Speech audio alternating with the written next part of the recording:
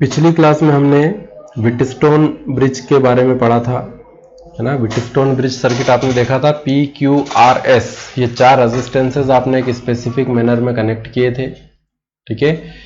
Cell लगाया था हमने, गैल्वेनोमीटर कनेक्ट किया था, सारी ब्रांचेस में फ्लो होने वाली करंट हमने देखी थी, केसीएल केवीएल लगा के हमने balancing condition of Wheatstone bridge derive की थी।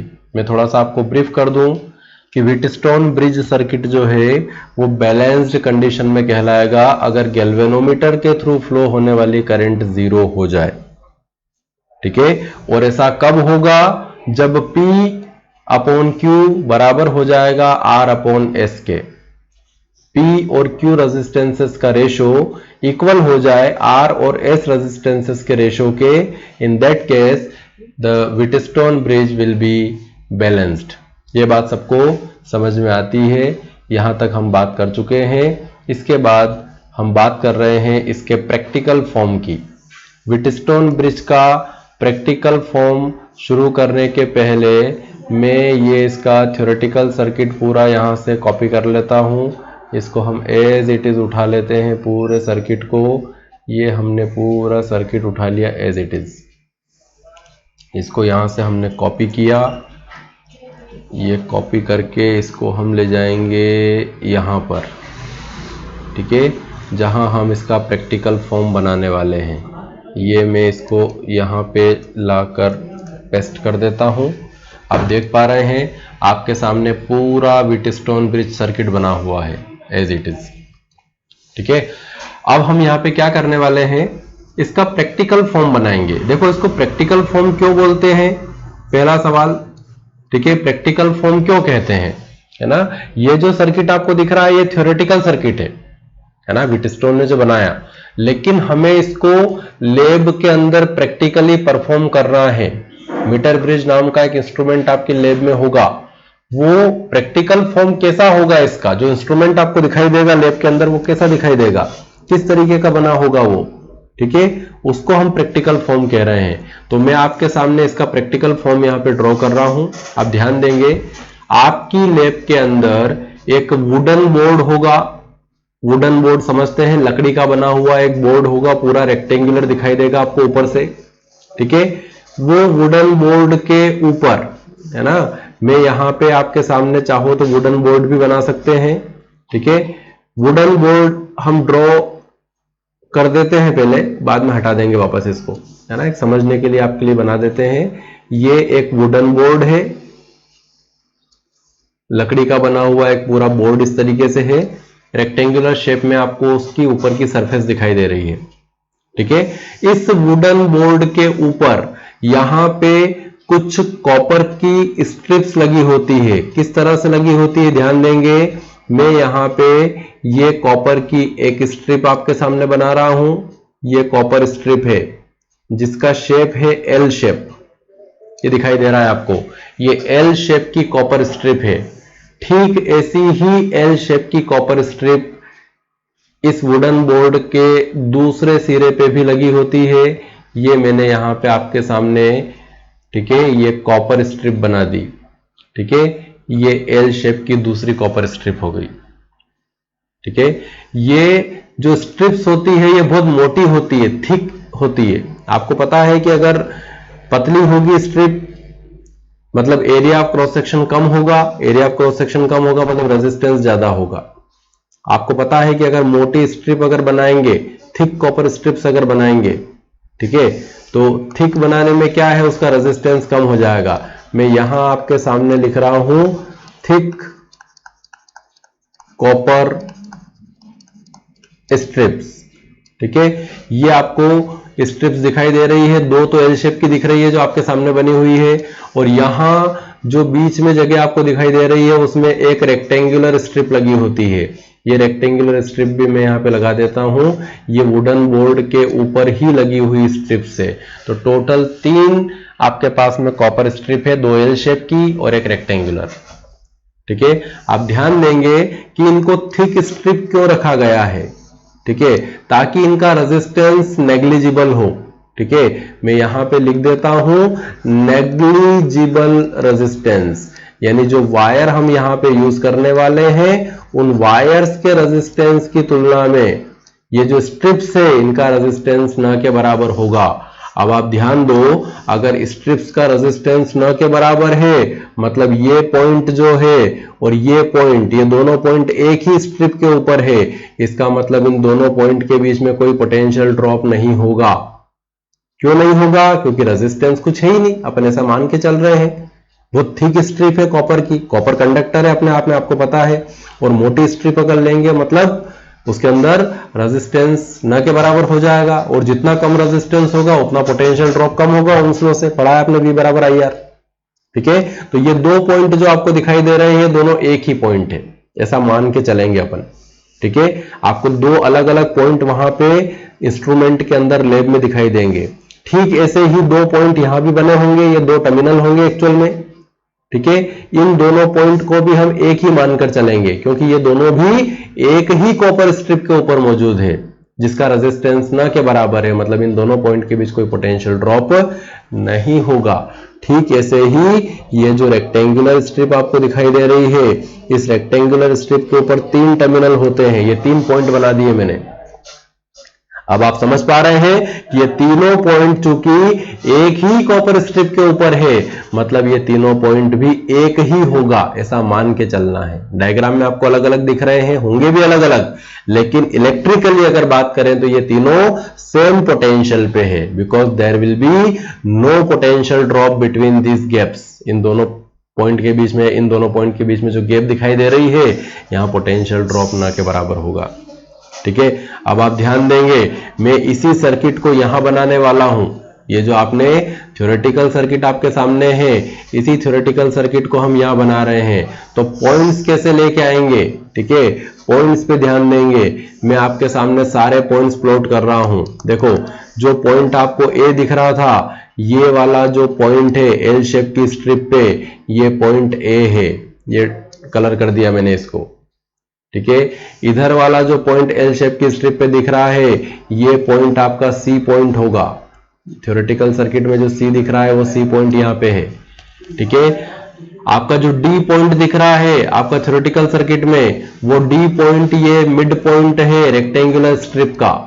देखें, ये पॉइंट आपका हो जाएगा पॉइंट डी।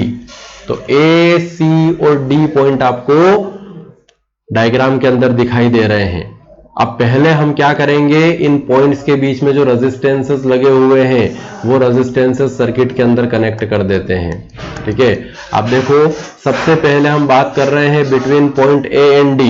ए और डी के बीच में क्या लगा हुआ है? डायग्राम के अंदर देखो, ए और डी के बीच रेजिस्टेंस आर लगा हुआ है, तो हम यहाँ पे रेजिस्टेंस आर को कनेक्ट कर देते हैं। ये रेजिस्टेंस आर हमने कनेक्ट कर दिया between points A and D. ये बात आपको सबको समझ में आनी चाहिए।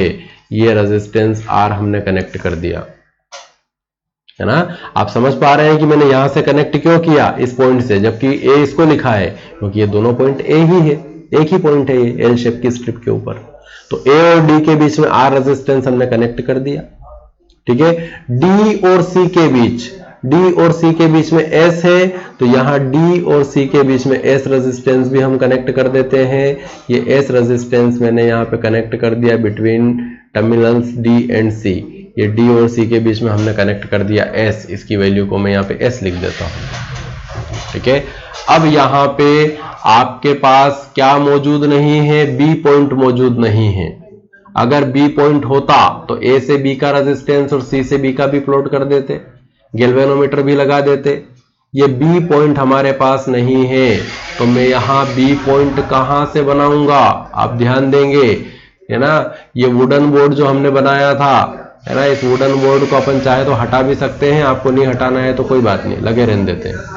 ठीक है, मैं आपके सामने यहां पे एक वायर ले रहा हूं, ध्यान देंगे सभी। ठीक है, ये इसका मीडियम पॉइंट ले लेते हैं और कलर चेंज कर देते हैं। कौन सा? ये वाला कलर ले लो। ठीक है, मैं यहां एक वायर ले रहा हूं ए और सी पॉइंट्स के बीच में। ठीक है, ये ए और सी के बीच में सबको एक वायर दिखाई दे रहा है। ठीक है, ये जो वायर यहां पे रहेगा, मैं यहां आपके सामने दोबारा इसके बारे में, वायर के बारे में लिख देता हूं।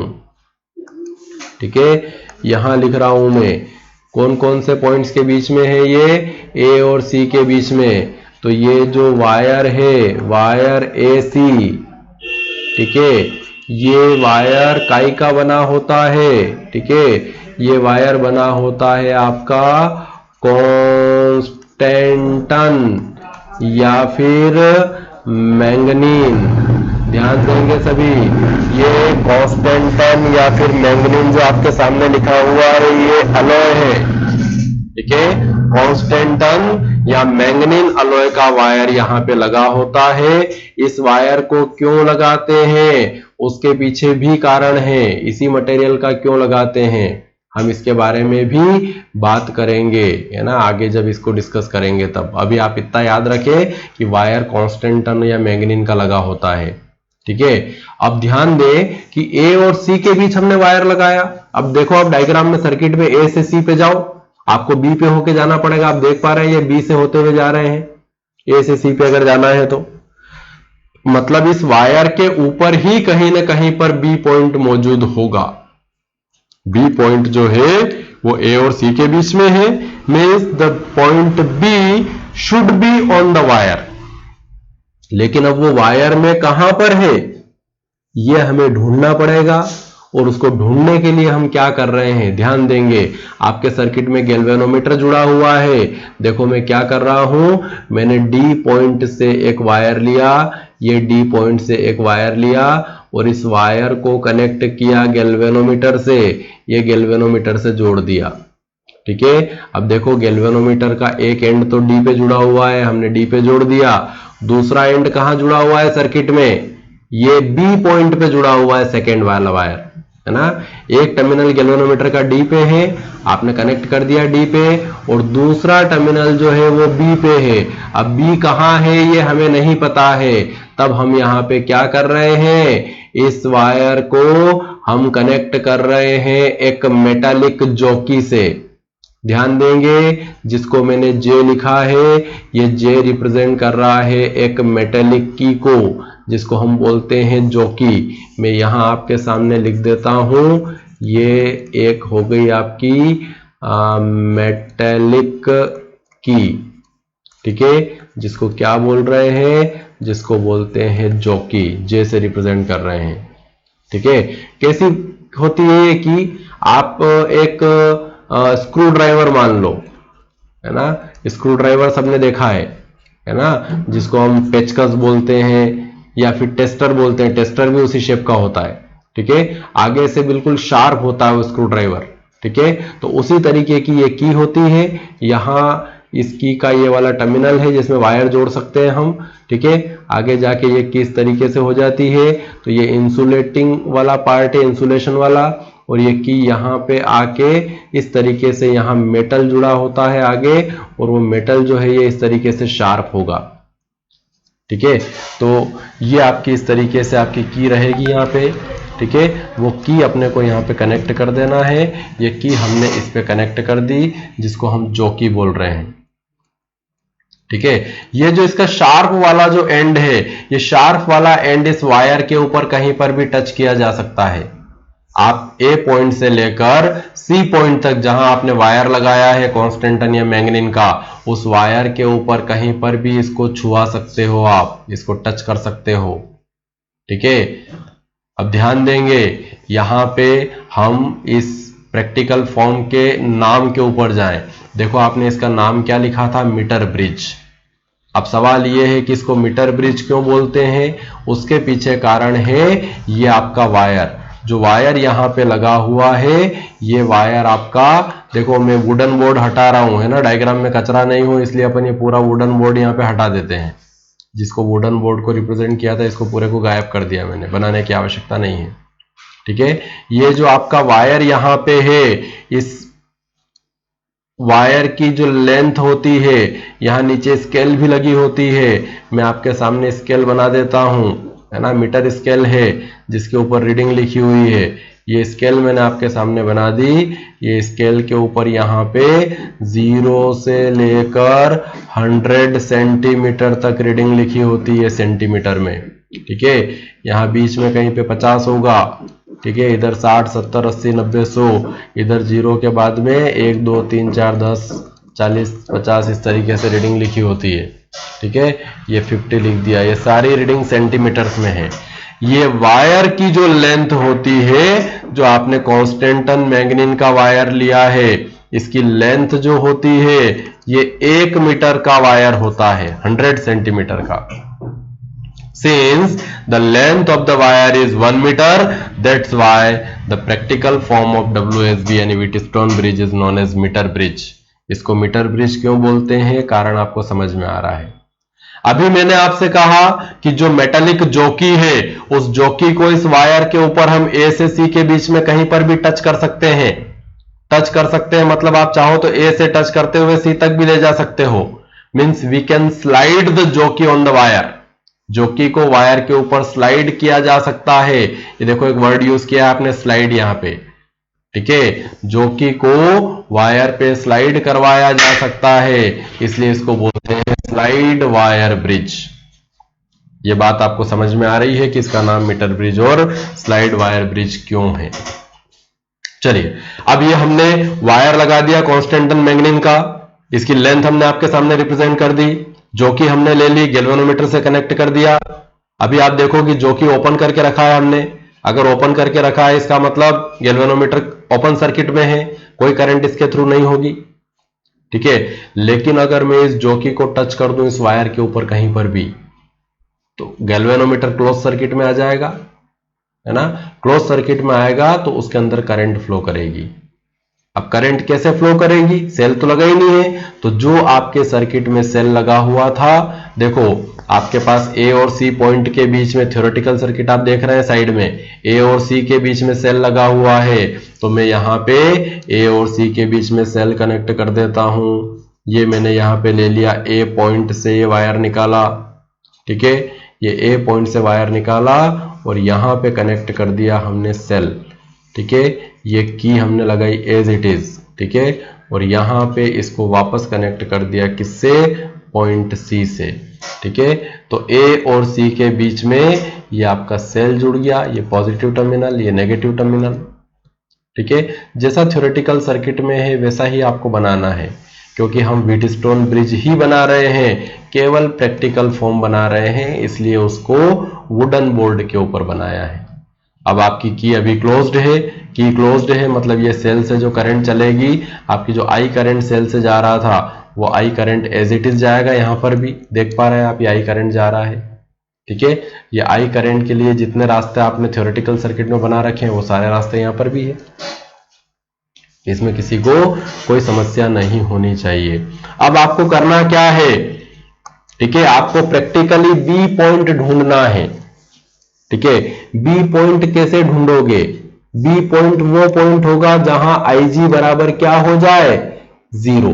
गैल्वेनोमीटर में कोई करंट फ्लो नहीं करे, है ना। इस जॉकी को ए से सी के बीच वायर के ऊपर कहां टच किया जाए ताकि गैल्वेनोमीटर में कोई करंट फ्लो नहीं करे, वो पॉइंट हमको ढूंढना है। ये बात सबको समझ में आनी चाहिए। इस थ्योरेटिकल सर्किट का काम हो चुका है, इस थ्योरेटिकल सर्किट को मैं यहां से हटा देता हूं, पूरा हटा देता हूं। उसके पहले आप एक बार और देख लो कि हमने देखो क्या किया था, एक वुडन बोर्ड लिया था, वुडन बोर्ड के ऊपर 2 एल शेप की स्ट्रिप ली थी, एक रेक्टेंगुलर स्ट्रिप ली थी। ठीक है, उनके बीच में आपने पॉइंट को नाम दे दिया था ए सी डी, है ना। आर और एस रेजिस्टेंस कनेक्ट कर दिए, ए और सी के बीच एक वायर कॉन्स्टेंटन मैंगनीन का लगा दिया, एक यहाँ पे 100 सेंटीमीटर की एक मीटर स्केल ले ली और सेल कनेक्ट कर दिया आपका ए और सी पॉइंट के बीच में जो करंट फ्लो करवाएगा। ठीक है, गैल्वेनोमीटर डी और बी के बीच जुड़ा हुआ है तो डी से गैल्वेनोमीटर कनेक्ट कर दिया। अब जॉकी की मदद से हमको बी पॉइंट ढूंढना है। जैसे आप बी पॉइंट ढूंढोगे, बी मिलते से ही बी और ए के बीच का जो रेजिस्टेंस है वायर का वो पी हो जाएगा, बी और सी के बीच का जो वायर का रेजिस्टेंस बचेगा वो क्यू हो जाएगा। आप देख पा रहे हैं सर्किट में ए और बी के बीच पी है और बी और सी के बीच क्यू है। तो थ्योरेटिकल सर्किट का हमारा काम हो गया है, हम थ्योरेटिकल सर्किट को यहां से पूरा गायब कर देते हैं। ठीक है, ये थ्योरेटिकल सर्किट हमने यहां से हटा दिया, बचा हुआ इससे हटा देते हैं। चलिए, ये आपका थ्योरेटिकल सर्किट हटा दिया। इतनी बात आपको समझ में आती है कि जो प्रैक्टिकल फॉर्म है वो थ्योरेटिकल सर्किट से ही बना हुआ है, कोई नई चीज नहीं है। ठीक है, अब क्या करें, अब इस जॉकी को देखो, प्रोसीजर क्या रहेगी, मैं आपके सामने यहां पे लिख रहा हूं। ठीक है, कैसे ढूंढना है बी पॉइंट। ठीक है, तो सबसे पहले, ठीक है, हम कनेक्ट करेंगे, कनेक्ट जॉकी को मैं जे लिख रहा हूं केवल। ठीक है, connect J first eight A then eight सी। ठीक है, आपको जॉकी को उठाना है, पहले ए पे कनेक्ट करना है, फिर उठा के सी पे ले जाना है, मतलब वायर के दोनों एंड पे कनेक्ट करोगे, एक बार ए पे एक बार सी पे। कनेक्ट करना मतलब टच करवाना है। आप ध्यान दें, जैसे ही आप जॉकी को ए पे टच करोगे, ठीक है, तो आपको अपन, चलो इसको दो पार्ट में अलग अलग लिख देते हैं, अभी केवल हमने ए पे कनेक्ट किया है। ठीक है, ए पे कनेक्ट करने पर सर्किट कंप्लीट हो जाएगा और आपका जो गैल्वेनोमीटर है वो रीडिंग शो करेगा। ये बात आपको समझ में आती है, गैल्वेनोमीटर की नीडल जो सेंटर में थी जीरो पे, वो जीरो से कहीं और रीडिंग शो करेगी, या तो वो लेफ्ट साइड रीडिंग शो करेगी या राइट साइड करेगी। यहां पे हमने मान लिया कि जब हम ए पे टच कर रहे हैं जॉकी को, तो गैल्वेनोमीटर की नीडल डिफ्लेक्शन कहां शो कर रही है, राइट साइड शो कर रही है। ये डायग्राम में आपके सामने मैंने बना दिया। आप डिफ्लेक्शन देख लोगे कि राइट साइड हो रहा है, उसके बाद आप क्या करोगे, फिर से जॉकी को उठाओगे, ठीक है, और दूसरी बार में उसको कनेक्ट करोगे, कहां पे, दूसरे एंड पे। ठीक है, कनेक्ट, क्यों ऐसा उल्टा सीधा लिख रहा है भाई, connect jockey at B, at C, sorry, A पे टच किया था, दूसरा एंड कौन सा है वायर का, सी पे टच करना है। सी पे टच करने पर आपको देखना है कि आपका जो गैल्वेनोमीटर है वो डिफ्लेक्शन कहां शो कर रहा है। ये यहां जीरो था, इधर लेफ्ट डिफ्लेक्शन होगा, इधर राइट होगा।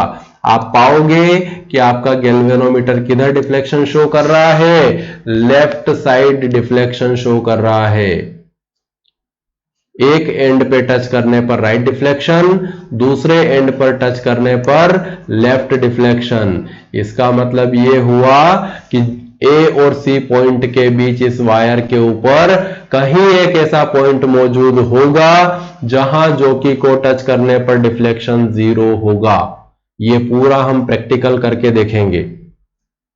ठीक है, आपको ये तो तय समझ में आ गया है कि एक एंड पे टच करने पर राइट डिफ्लेक्शन, दूसरे एंड पे टच करने पर लेफ्ट डिफ्लेक्शन। इसका मतलब there must be a point between A and C where the galvanometer should show null deflection. वो पॉइंट होना चाहिए जहां पे गैल्वेनोमीटर का डिफ्लेक्शन जीरो हो जाए। बस वही पॉइंट आपको ढूंढना है प्रैक्टिकली।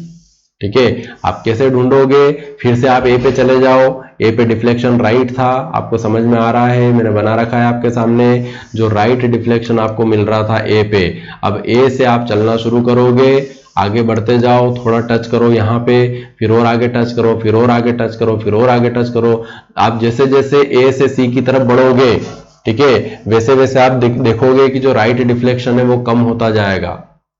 ठीक है, क्योंकि उसको राइट से लेफ्ट की तरफ मुड़ना है जब तक आप सी पे जाओगे। तो जैसे जैसे ए से आगे बढ़ोगे डिफ्लेक्शन कम होता जाएगा। एक पॉइंट ऐसा मिलेगा जहां पे डिफ्लेक्शन पूरी तरीके से जीरो हो जाएगा। ठीक है, ये पॉइंट जो है जीरो डिफ्लेक्शन वाला, वही पॉइंट आपको ढूंढना है। मैंने ये वाला पॉइंट यहाँ पे मान लिया, ये आपके सामने एरो बना दिया मैंने, जो जॉकी को रिप्रेजेंट कर रहा है। ठीक है, जब जॉकी को इस पॉइंट पे टच करोगे तो गैल्वेनोमीटर के थ्रू करंट जीरो हो जाएगी। IG is equal to zero हो गया। जीरो हो गया मतलब डिफ्लेक्शन क्या हो गया, शून्य, नल डिफ्लेक्शन। मतलब ये वाला जो पॉइंट आपको मिलेगा, ये वाला पॉइंट बी पॉइंट हो जाएगा। ध्यान देंगे सभी, ये पॉइंट इस वायर के ऊपर बी पॉइंट होगा। अब आपको करना क्या है, आपने नल डिफ्लेक्शन पॉइंट नोट कर लिया, ढूंढ लिया वायर के ऊपर। अब मीटर स्केल आपके सामने दी हुई है नीचे, आप देखो कि स्केल पे देख के आप रीडिंग बता सकते हो वायर की लंबाई ए से बी तक कितनी होगी, है ना, आप बहुत इजीली ये लेंथ बता पाओगे। तो ये लेंथ आपको इस स्केल की मदद से नोट करना है, और इस लेंथ को मैंने यहाँ हमारे एग्जाम्पल में L मान लिया। ठीक है, the length of wire between points A and B, A और B पॉइंट के बीच में जो भी लंबाई वायर की होगी उसकी वैल्यू रहेगी कुछ ना कुछ, वो आप कहाँ से मेजर कर लोगे, मीटर स्केल की मदद से। उसको हमने L मान लिया। अब आपको पता है कि अगर A से B तक की लेंथ L है तो B से C तक की जो लेंथ है वो कितनी हो जाएगी, ये लेंथ आपकी B से C के बीच में हो जाएगी 100 माइनस L। ये लेंथ हम सेंटीमीटर में लिख रहे हैं यहाँ पे। ठीक है, पूरे वायर की लेंथ 100 है सेंटीमीटर्स में। अगर A से B L है तो B से C कितना होगा, 100 माइनस L। ये लेंथ आपको नोट करके रख लेना है। प्रैक्टिकली हमको नल पॉइंट ढूंढना है। नल पॉइंट मतलब जहां IG शून्य हो जाए, गैल्वेनोमीटर का डिफ्लेक्शन 0 हो जाए। नल पॉइंट ढूंढ के उसकी लेंथ मेजर कर लेना है। ये आपका प्रैक्टिकली यहाँ पे कंप्लीट होता है। अब सवाल ये है कि ऐसा हमने किया क्यों ढूंढा हमने नल पॉइंट। नल पॉइंट आपको मिल गया। ठीक है, अब इससे क्या होगा, हम मीटर ब्रिज को क्यों यूज करें, ये एक सवाल है। तो मीटर ब्रिज को यूज करने के पीछे जो कारण है, ठीक है, वो कारण होता है एक अननोन रेजिस्टेंस की वैल्यू फाइंड करना। ठीक है, हम इस सर्किट को यूज करके किसी अननोन रेजिस्टेंस की वैल्यू फाइंड कर सकते हैं। जैसे कि हमने दो रेजिस्टेंस देखो R और S कनेक्ट किए हैं अपने से, एक रेजिस्टेंस को हम नोन मान लेते हैं। ये जो R आपने कनेक्ट किया ये नोन रेजिस्टेंस है, इसकी वैल्यू हमको पहले से पता है, हमें वही रेजिस्टेंस लगाना है जिसकी वैल्यू हम जानते हैं। और ये जो S रेजिस्टेंस है ये अननोन रेजिस्टेंस है, इसकी वैल्यू हमको फाइंड करना है। ठीक है, तो किसी अननोन रेजिस्टेंस की वैल्यू हम इस सर्किट की मदद से फाइंड कर सकते हैं। कैसे करेंगे, अब इसको आगे हमको सॉल्व करना है। आप सभी ध्यान देंगे यहाँ पर। ठीक है, मैं कुछ एजम्पशंस लेके चल रहा हूं। ठीक है, मैं यहाँ पे आपके सामने लिख देता हूं एजम्पशन में, लेट रेजिस्टेंस पर सेंटीमीटर लेंथ ऑफ वायर। ये जो वायर आपने लिया है कांस्टेंटन मैंगनीन का, ठीक है, इस वायर का ओवरऑल कोई ना कोई रेजिस्टेंस होगा, ये आप जानते हैं। ठीक है, हम पूरे वायर के रेजिस्टेंस को अगर 100 से डिवाइड करेंगे, जो कि इसकी लेंथ है 100 सेंटीमीटर, तो आपको रेजिस्टेंस पर सेंटीमीटर मिल जाएगा। वो जो रेजिस्टेंस पर सेंटीमीटर मिलेगा उसकी वैल्यू को हमने R मान लिया। ठीक है, ये काई में आएगी इसकी यूनिट, ये रहेगा ओम पर सेंटीमीटर में। ये बात आपको समझ में आती है।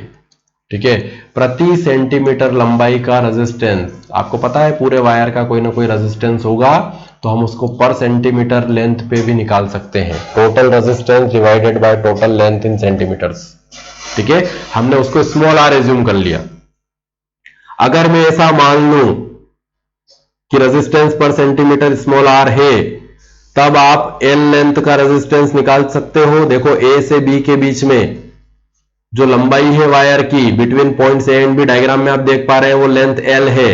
अगर 1 सेंटीमीटर का रेजिस्टेंस R तो L सेंटीमीटर का क्या हो जाएगा, LR। मैं आपके सामने यहां पे लिख रहा हूं रेजिस्टेंस AB। रेजिस्टेंस AB का मतलब क्या, resistance of wire between points A and B। तो ये वैल्यू क्या हो जाएगी, L इंटू R, क्योंकि लेंथ L सेंटीमीटर है, रेजिस्टेंस पर सेंटीमीटर क्या है, R ओम पर सेंटीमीटर। ठीक है, तो रेजिस्टेंस क्या हो जाएगा, LR। और यही रेजिस्टेंस A और B पॉइंट के बीच का रेजिस्टेंस क्या कहलाता है, P कहलाता है। ये बात आपको पता है, आपने व्हीटस्टोन ब्रिज में इस वैल्यू को P माना था between points A and B। अगर देखना है तो फिर से ऊपर वाला सर्किट देख लो, मैं आपको थ्योरेटिकल सर्किट पे लेके जा रहा हूं। A और B पॉइंट के बीच का जो रेजिस्टेंस है वो P था, हमने उस रेजिस्टेंस को P मान लिया। B और C के बीच में क्या था, Q। ध्यान देंगे, यहां बात करो सर्किट में B और C पॉइंट के बीच में, आप देख पा रहे हैं between points B and C। अगर मैं B और C के बीच अगर बात करूं तो B और C के बीच लेंथ कितनी है, 100 माइनस L। ठीक है, तो यहां पे आपको मिलेगा resistance of wire between points BC, मैंने इसको लिखा RBC, तो RBC हो जाएगा 100 माइनस L इंटू R, और इसी वैल्यू को हम क्या कहेंगे, Q कहेंगे, है ना। आपने थ्योरेटिकल सर्किट में देखा है B और C पॉइंट के बीच का रेजिस्टेंस Q है, ठीक है। अब आपके पास में P और Q की वैल्यू आपके पास है, ठीक है। अब आपको यहां पे लगानी है ना, balancing condition of Wheatstone bridge, है ना। आपको पता है कि यहाँ IG 0 है, IG 0 है, मतलब बैलेंसिंग कंडीशन में क्या होगा, इन बैलेंसिंग कंडीशन, है ना, बैलेंसिंग कंडीशन में क्या होता है, P by Q is equal to होता है R अपॉन S, ये आपको पता है, ठीक है। तो यहां P और Q की वैल्यू पुट कर दूं मैं आपके सामने। P की वैल्यू है LR, Q की वैल्यू है 100 minus L into R is equal to हम क्या लिखेंगे, R divided by S।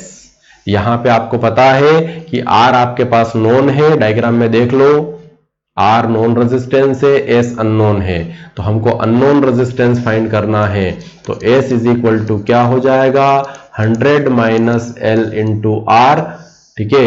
R लिखने की वैसे आवश्यकता नहीं है, क्योंकि ऊपर वाले स्टेप में R से R क्या हो जाएगा, न्यूमरेटर डिनोमिनेटर में कैंसल आउट हो जाएगा, तो यहां बचेगा 100 minus L upon L into R, ये S चला गया LHS के अंदर, है ना।